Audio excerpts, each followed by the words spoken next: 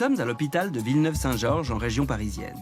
Christophe Vigneault a contracté il y a quelques années une infection à la jambe à la suite d'une opération.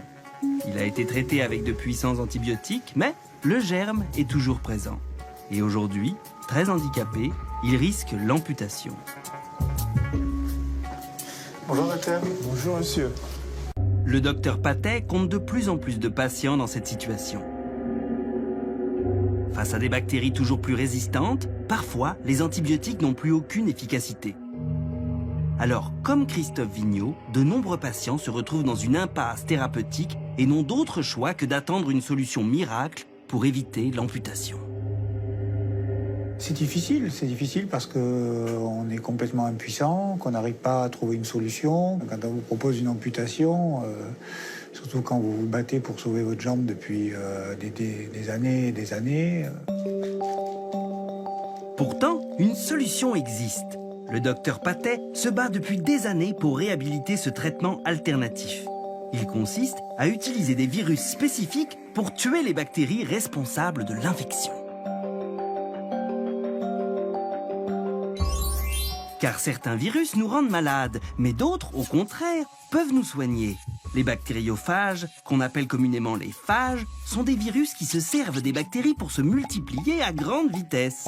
En se multipliant, ils les tuent, les bactéries. Ainsi, l'infection est soignée.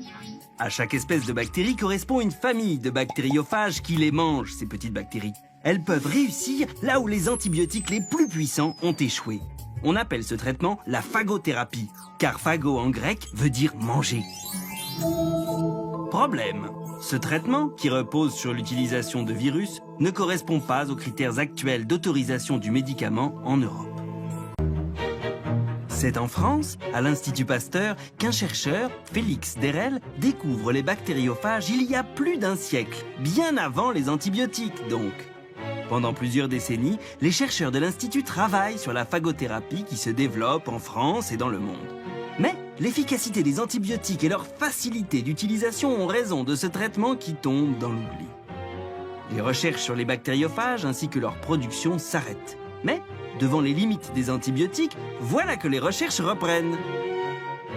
Jusqu'à présent, les produits qui ont été utilisés pour traiter des infections bactériennes sont des antibiotiques. Ce sont des petites molécules chimiques. Donc le cadre réglementaire est prévu pour des produits inertes. Nous, on arrive avec des traitements biologiques vivants. Et le cadre réglementaire n'est pas prévu pour ça. Et donc aujourd'hui, on est en train de faire en quelque sorte la route, entre guillemets, pour établir ces règles avec les agences de médicaments. Dans ces laboratoires, on met au point ce qui sera peut-être le traitement de demain. Pour y entrer, il faut respecter des règles de sécurité très strictes, car on teste ici des bactériophages sur des souches de bactéries particulièrement résistantes. Tous les phages ne s'attaquant pas aux mêmes espèces de bactéries, il faut identifier leurs spécificités pour sélectionner les plus performantes. Ces milliers de bactériophages conservés dans un congélateur serviront à élaborer des cocktails capables de vaincre les bactéries les plus coriaces, comme le staphylocoque doré ou l'Escherichia coli. Toutes ces démarches, pour donner à la phagothérapie le statut de traitement, sont longues. Et certains patients en impasse thérapeutique ne peuvent plus attendre. Il ne leur reste alors qu'une solution, se faire soigner dans l'un des quelques pays au monde où la phagothérapie est encore autorisée. C'est ce qu'a fait Serge Fortuna. Cet homme, qui vit près d'Avignon, a lutté pendant 37 ans contre une infection qu'il a contractée à la suite d'un accident de moto. En 2012, il n'avait d'autre solution que l'amputation et il était totalement désespéré. Serge Fortuna s'envole alors pour Tbilissi, la capitale géorgienne, où il se fait soigner dans un centre local utilisant la phagothérapie. Il s'équipe d'une petite caméra pour filmer les médecins qui le soignent.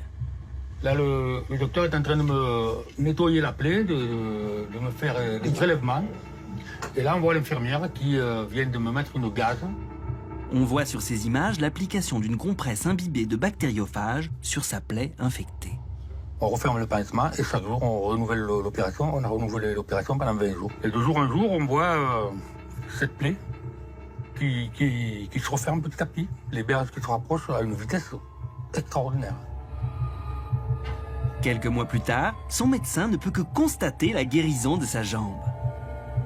Il il n'y a même plus d'infection. La dernière fois, je l'ai vu, il persistait. C'était un peu inflammatoire. Alors là, il n'y a plus rien, quoi. Je veux dire... Serge Fortuna devient donc un fervent défenseur de la phagothérapie. Il réalise un film sur le sujet et crée un site internet racontant son histoire. Il conseille les gens qui souhaitent bénéficier de ce traitement de la dernière chance qui, tout frais compris, revient à environ 5 000 €.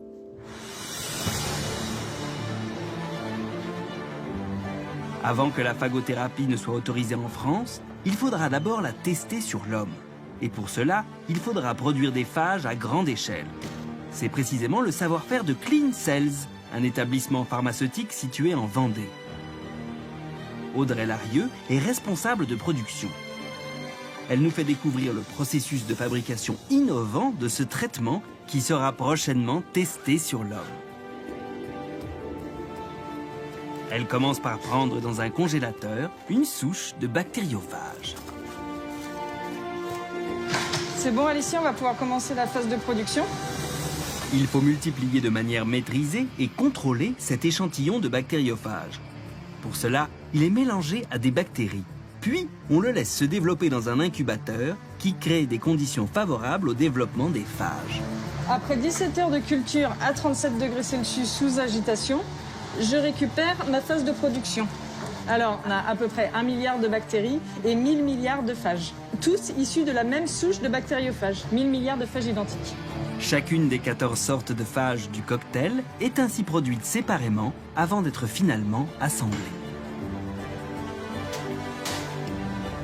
Reste à remplir un à un les 600 flacons contenant chacun plusieurs bactériophages. Donc ce flacon, il est prêt à partir vers les centres hospitaliers pour la réalisation de l'essai clinique. Il contient 1 millilitre du mélange de bactériophages. Nous sommes à l'hôpital Percy, à Clamart. C'est ici que dans quelques mois devrait commencer le premier essai clinique de grande ampleur sur la phagothérapie. Nous retrouvons Jérôme Gabard, qui a rendez-vous avec le docteur Patrick Jo, coordinateur du projet.